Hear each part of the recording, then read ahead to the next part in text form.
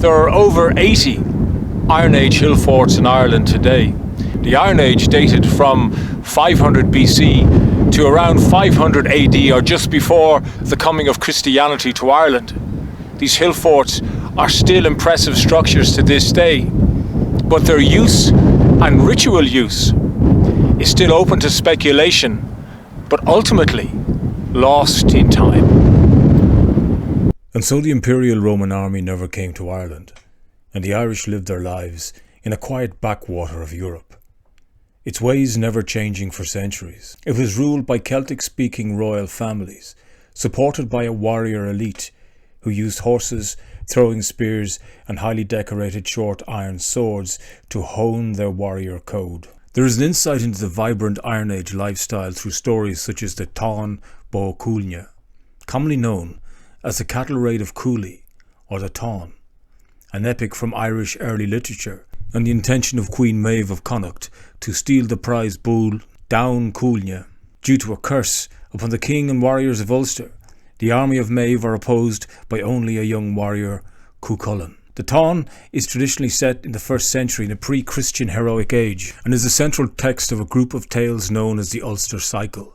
The Táin has an enormous influence on Irish literature and culture. It is often considered Ireland's national epic. And the story of Cuchulainn is a wonderful story that was told to me in my primary school days as a young boy. Everybody seemed to want to be him, and he's certainly worth having a story told about him in time to come. It shows us how cattle were a huge part of the status and wealth at this time in Iron Age culture. In Celtic Ireland, the year began at the end of October, a time when cattle were taken off their summer grazing. This was Samhain, which is now Halloween. It was also the time when the spirit world could mix with our world, and bonfires were sometimes lit to keep the evil spirits away. Imulloch was the first day of February, a time when the first lambs began to be born. Bealtaine, at the beginning of May, was for the purification of cattle returning to summer grazing. And Lunasa, the first day of August, marked the start of the harvest. And so, the Iron Age Celtic world revolved around this seasonal clock. The ancient capitals of Ireland were represented by 4 provinces.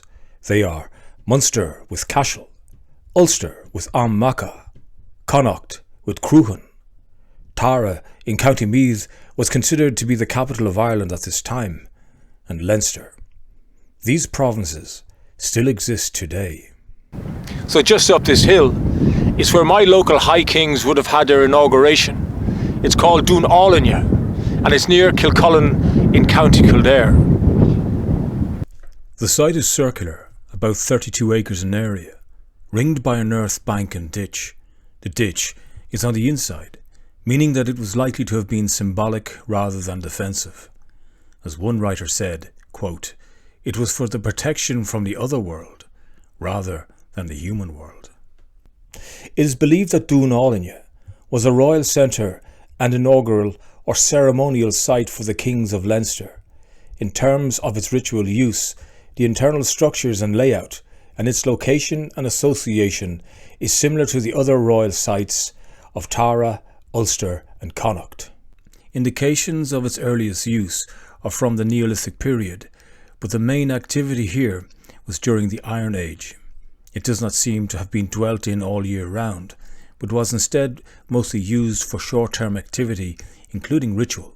It seems to have been occupied during the spring and summer months, and there is evidence of cooking, which include a great deal of bone from cows, sheep, pigs, deer and horses. An Iron Age sword and a Roman bronze fibulae have also been found at the site. While there is no longer anything visible on the ground surface, archaeological investigations show that there was once circular timber structures inside the enclosure. The timber building may have been built only as a temporary structure to be burned, or it may have briefly served as a temple before its ritual destruction. Scholars suggest that the event was a sacrificial offering to the gods, and that the structure was symbolically given to the other world by being ritually burned and buried. One theory has likened it to the Wicker Man rite, allegedly carried out by the Gauls, in which a large wooden effigy is burned with a living sacrifice inside. It is thought that the huge outer bank and ditch was made to mark out the hilltop as a sacred space. 12.5 miles southeast of Dun Ailinne, the landscape changes from lush pasture to the rough brown bracken of West Wicklow. The summit of Brussellstown Hill is enclosed by a massive but now partially collapsed stone rampart between 5 metres and 12 metres in width and surviving up to 2 metres in height. The rampart encloses an area measuring about 12 acres. The original entrance has not been located. The interior rises towards a rocky summit, and the site contains some slight evidence for hut platforms. These are areas that have been levelled to allow the construction of a small settlement of which there is no dating evidence, and could be later or indeed earlier than the hill fort itself. At the lower level of the hill, a large rampart was discovered that measures about 1.5 kilometres and loops around the nearby Spinans Hill, which has a summit with burial cairns from either the Bronze or Iron Age. The occurrence of earlier monuments within hill forts is quite common and appears to have enhanced the hilltops in the eyes of the builders, probably giving them a sense of historical control over the landscape. This being the case, the lower rampart encloses an area of 320 acres, making it the largest Iron Age hill fort in Ireland. It is clear that these defensive structures form a complex structure, which was altered and added to over time, although the stone ramparts of Brusselstown appear to be the earliest.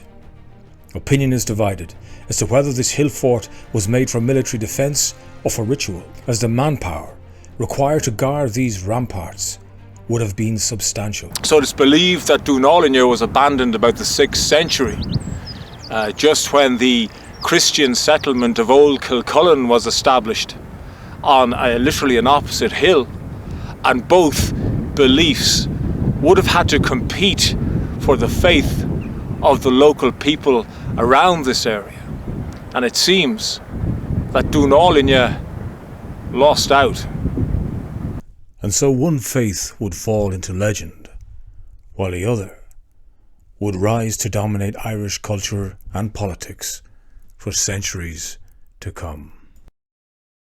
Thank you for watching, but please like and subscribe, as this will encourage future productions.